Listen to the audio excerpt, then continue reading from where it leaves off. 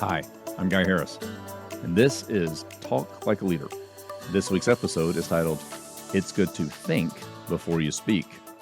And in previous episodes, I've quoted, or I should say paraphrased a quote from Patrick Lencioni's book, The 5 Dysfunctions of a Team. And the paraphrased quote is this: reasonable, rational people don't have a need to get their way so much or as much as they have a need to be heard and understood. And while in previous episodes I've talked about how important that is to consider the need to help other people feel heard and understood as a means of furthering communication, there's another side of this that is also worth considering. It's the idea that we're people. I'm people, you're people. And because we are people, just like the people with whom we're interacting, we also have a need to be heard and understood. And one of the challenges we can run into as we work and interact with other people is that our need to be heard and understood might drive us to speak when maybe it would be better to remain silent. Now, a tool that I learned a while back, an acronym, a filtering tool, a list of things to consider before I open my mouth, I have found to be helpful. And before I even talk about the tool, I'll let you know that I don't propose that I'm perfect at applying this model. It is a model that I have found very helpful. So I share it with you as a way to hopefully help you improve your communication skills. Now, to the best of my knowledge, this model was proposed by Thomas Watson Sr., who was the founder of IBM. And apparently it comes from a time in 1911 when he was with National Cash Register. Well, I haven't scoured historical records to make sure that's 100% accurate. It seems to fit because I've read it in a number of different places and heard it from a couple of different sources, that this acronym, this way of thinking about how we talk and engage with people, comes from him. And I have found it useful. I'll share it with you. It is the acronym THINK.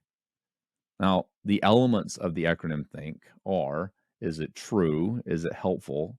Is it inspiring? Is it necessary? Is it kind? And let's look at each of them briefly. The first thing to consider before I open my mouth is to consider, is the thing I'm about to say true?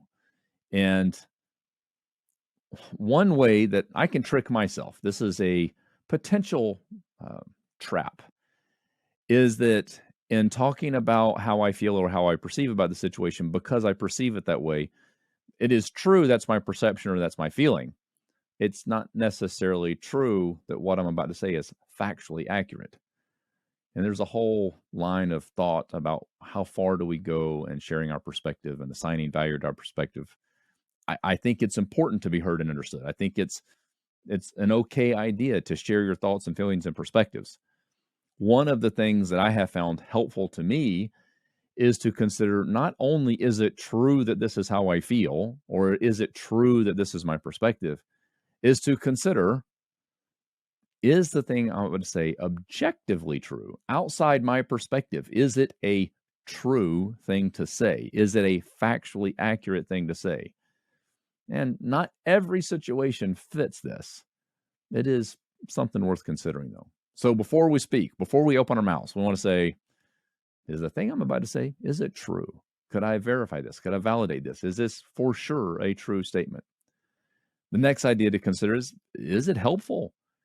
Is it just something I want to say because I feel necessary to say it, because I feel compelled to get this off my chest, because it would make me feel better to say this? Well, that's not necessarily going to be helpful. It may not advance the cause of the conversation. It may be hurtful to the other person. So is it going to actually help the situation or only help me feel better? So is it true? Is it helpful to the situation? And then the original acronym used inspiring for I.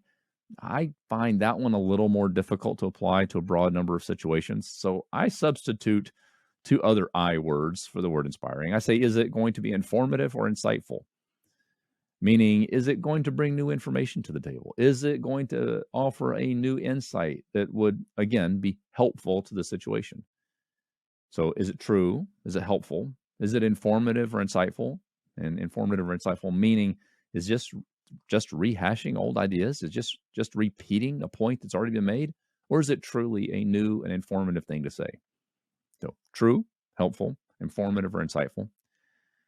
And then necessary. Just because something is true does not mean it's helpful. And just because something is helpful does not mean it's informative. And just because it's informative does not mean it's necessary to say.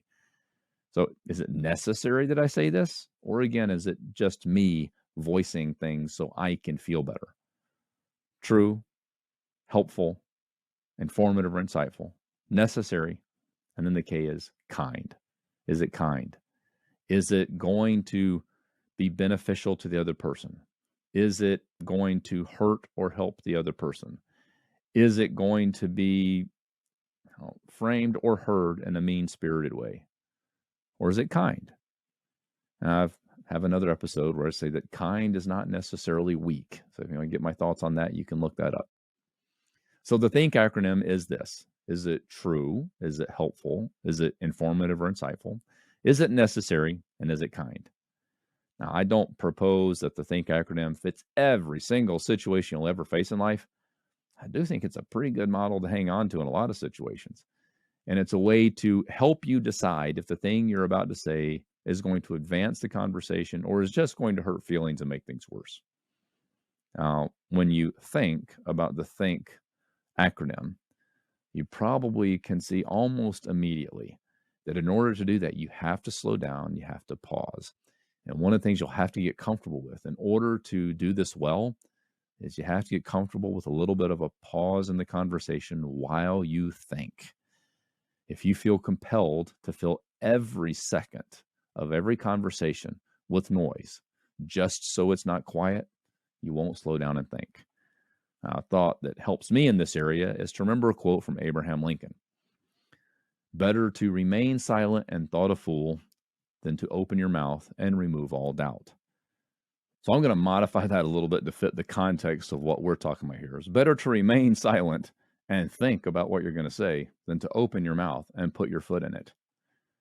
Now, what I'm going to suggest is that if you can get comfortable with just a little bit of a pause, you can slow down, pause for a moment, and think before you speak, using the THINK acronym as a filtering mechanism to decide if you should say the thing that's on your mind to say. You can talk like a leader.